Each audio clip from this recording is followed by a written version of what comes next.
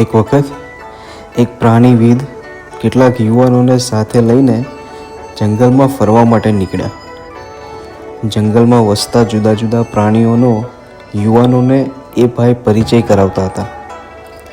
એક જગ્યાએ વાંદરાઓનું મોટું ટોળું હતું અને ધમાચકડી કરતું હતું.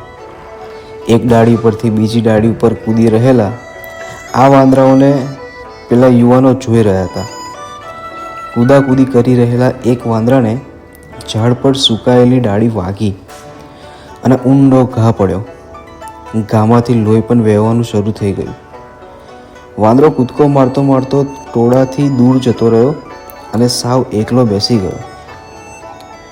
યુવાનોએ આ દ્રશ્ય જોયું એટલે પેલા પ્રાણીવિદને પૂછ્યા વગર રહી ન શક્યા કે આ વાંદરાને ઘા પડ્યો તો એ ટોળાથી દૂર કેમ જતો રહ્યો?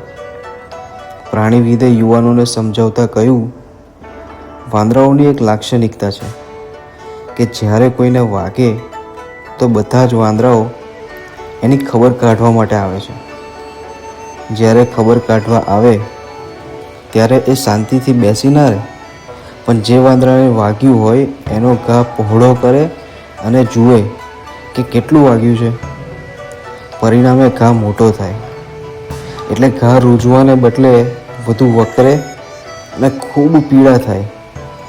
આથી જ જ્યારે કોઈ વાંદરાને વાગે તો એ તરત જ ટોળાથી જુદો જતો રહે, જેથી કોઈ એને ઘાને પહોળો ન કરે અને ઘા ઝડપથી રૂઝાઈ જાય. મિત્રો, આપણે સૌ આ વાનરોના જ વારસદારો છીએ અને એટલે જ આપણા બાપ દાદાના એ લક્ષણો આપણામાં આવ્યા છે. હૈયા પર ઘા વાગે ત્યારે થોડા સમય માટે એકલા થઈ જવું, નહીતર લોકો એ ઘાને જોવાના બહાને વધુ પહોળો કરશે અને પીડા આપણે જ ભોગવવી પડશે.